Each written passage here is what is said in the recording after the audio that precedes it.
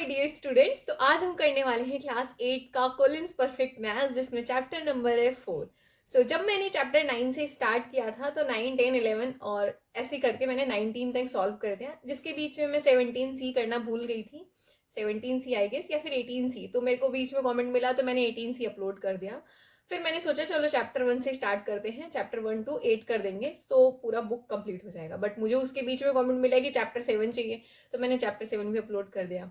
तो अब जो फर्स्ट चैप्टर से स्टार्ट होने वाला था ना, वो शुरू ही नहीं हो पाया। तब तक बीच में कमेंट आया कि चैप्टर 4 अपलोड कर दो, तो मैं आज चैप्टर 4 करने वाली हूँ। वीडियो को लाइक करें और शेयर करना नहीं भूला करें। अगर आपने सब्सक्राइब नहीं किया है तो बिल्कुल कर दीजिए, क्योंकि आपके एनुअल एग्जाम आ रहे हैं। तो अगर आप सब्सक्राइब नहीं करोगे और मेरी वीडियो को ऐसे ही देखोगे तो फिर आपके मार्क्स अच्छे नहीं आएंगे।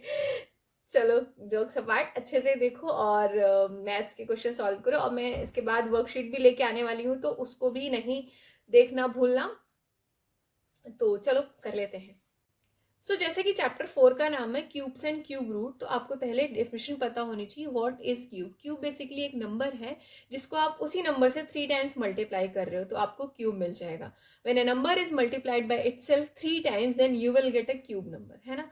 तो ये तो हो गई डेफिनेशन क्यूब की। इसी तरीके से अगर हम बात करें इसकी प्रॉपर्टीज क्या होती है, तो क्यूब की प्रॉपर्टी बहुत ही इजी होती है। जैसे कि आप अगर किसी इवन नंबर का क्यूब फाइंड आउट कर रहे हो तो आपको इवन नंबर ही मिलेगा। एग्जाम्पल, अगर मैंने 2 का क्यूब फाइंड आउट किया तो आपको 8 मिलेगा, है ना। तो 8 इज ए इवन नंबर। उसके बाद अगर मैंने 4 भी इवन नंबर है, तो 4 का क्यूब क्या होता है? 64 होता है। 64 भी इवन नंबर है। सेकेंड प्रॉपर्टी है कि अगर आप किसी ऑड नंबर का मल्टीप्लाई, ऑड नंबर का क्यूब फाइंड आउट कर रहे हो, तो भी आपको ऑड नंबर ही मिलेगा। एग्जाम्पल 1 ले लो, 1 भी ऑड नंबर है, तो 1 का क्यूब 1 ही होता है, एंड 3 का क्यूब 9 होता है। उसी तरीके से अगर मैंने 5 का ले लिया, 5 भी ऑड नंबर है, तो 5 का क्यूब 125 होता है, तो 125 भी ऑड नंबर है।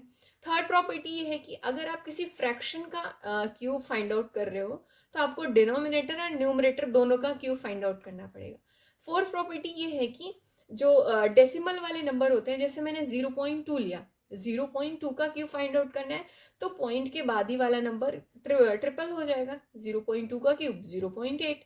लेकिन अगर आप 0.02 का कर रहे हो, तो आपका जो नंबर होगा 0.0008 होगा, है ना। जो जीरो है वो 3 टाइम्स हो जाएगा, क्योंकि आप 0 और 2 का कर रहे हो ना, 0.02, तो वो नंबर भी पॉइंट के बाद ट्रिपल होगा, ये ध्यान रखना है। तो मैंने 2 एग्जांपल बता दिए। लेट्स से मैंने 3 का करा, 0.03 का किया, तो 0.000 और 3 का क्यूब 27 होता है। तो इस तरीके से ध्यान रखना है। तो ये चारों प्रॉपर्टी आई थिंक आपको समझ में आ गई होगी। अब जैसे कि इसमें फर्स्ट क्वेश्चन ही है, इसमें हमें find the cube of the following numbers. तो जैसे मैंने आपको बताया कि आपको क्यूब लर्न होने चाहिए। अब जैसे 11 का क्यूब इन्होंने पूछ लिया है, तो 11 का क्यूब होता है 1331। 24 का आई थिंक 13824 होता है। 30 का क्यूब, जब भी आपको जीरो मिले, 30 है ना, तो आप 3 का क्यूब फाइंड आउट करो। 3 का क्या होता है? 27, एंड 0 का 3 टाइम्स 0 हो जाएगा। तो ये इजी हो जाता है ना। अब देखो यहाँ पे 21 का क्यूब इन्होंने पूछा है, 2.1 का क्यूब पूछा है, तो अगर आपको लर्न रहेगा तो पॉइंट उसी हिसाब से लगा दोगे, अदरवाइज 3 टाइम्स मल्टीप्लाई कर लो। तो फर्स्ट क्वेश्चन का तो बहुत ही इजी है, आपके ऊपर है, आप इसको करिए। मैं सेकंड से आपको प्राइम फैक्टराइजेशन कैसे करते हैं वो बताती हूँ। तो बैक साइड कैमरा करके अब उसको समझना पड़ेगा, है ना। अगर यहाँ तक आ गए हैं तो वीडियो को लाइक कर दीजिए और सब्सक्राइब कर दीजिए और शेयर कर दीजिए, जो कि फ्री ऑफ कॉस्ट है। देख सकते हैं सेकेंड क्वेश्चन है यहाँ पे, find the cube root of the following numbers by prime factorization. मतलब प्राइम नंबर का फैक्टराइजेशन करना है। उस मेथड से हमें इनको सॉल्व करके इस आइडेंटिफाई करना है कौन सा परफेक्ट क्यूब है एंड कौन सा नहीं है। बहुत ही आसान क्वेश्चन है, चलो हम इसको करते हैं एंड ध्यान से समझना और सुनना। चलो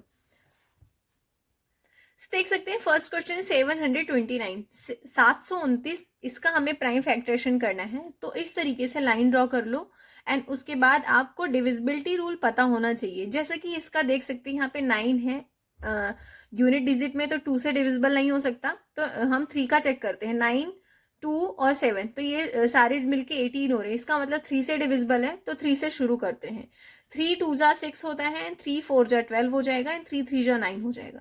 अगेन ये 3 से डिविजिबल है, देख सकते हैं 4 + 2 6, 6 + 3 9, तो 3 का डिविजिबिलिटी, मतलब आपको डिविजिबिलिटी रूल टिप पे होना चाहिए, तभी प्राइम फैक्टराइजेशन कर पाओगे। 8 जा 24 होता है, 3 1 जा 3, अब तो 3 से ही डिविजिबल होगा 27 टाइम में ये, एंड 3 9 जा 27, 3 3 जा 9 एंड 3 1 जा 3। तो देख सकते हैं यहाँ पे ट्रिपलेट हो रहा है, यहाँ पे 3 3 का ग्रुप बन रहा है ना। तो इजिली आप बोल सकते हो √729 इक्वल्स टू √3 इंटू 3 जब आप इसको यहाँ बाहर निकालोगे तो एक 3 हो जाएगा और एक 3 हो जाएगा, आंसर आएगा आपका 9।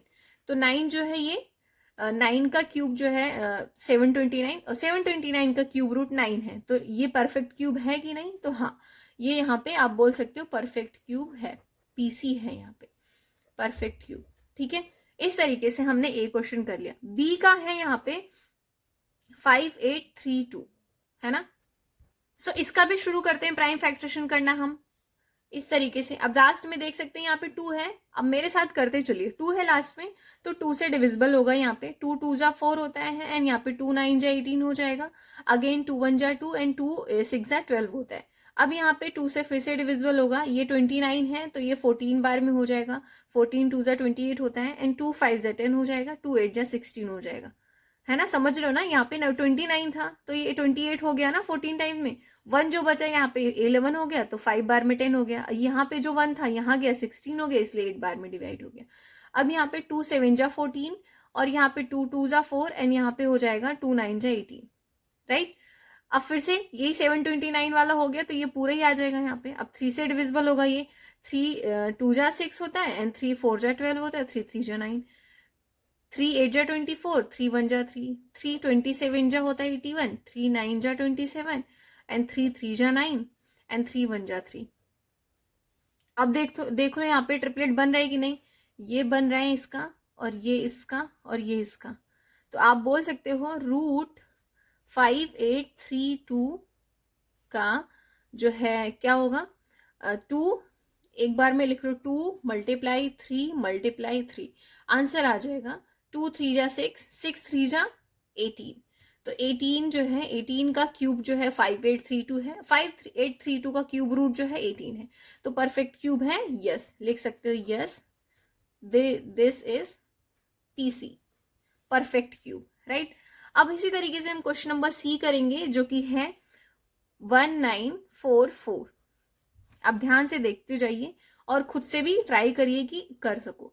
2 8 जा क्या होता है 16 होता है, 2 9 जा 18 होता है, 2 9 जा 18 करो, 2 7 जा 14 होता है, 2 2 जा 4 होता है, फिर से ये 2 से डिविजिबल होगा, लास्ट में 2 है, 2 4 जा 8, 2 8 जा 16 एंड 2 6 जा 12, 2 2 जा 4, 2 4 जा 8, 2 3 जा 6।